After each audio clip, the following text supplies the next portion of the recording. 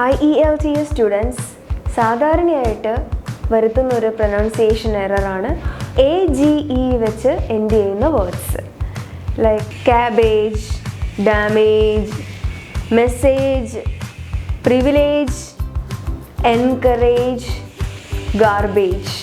നമ്മൾക്കൊരു ടെൻഡൻസി ഉണ്ട് AGE കാണുമ്പോൾ നമ്മൾ ഏജ് എന്ന് പ്രൊനൗൺസ് ചെയ്യും. ശരിക്കും അത് അങ്ങനെയല്ല.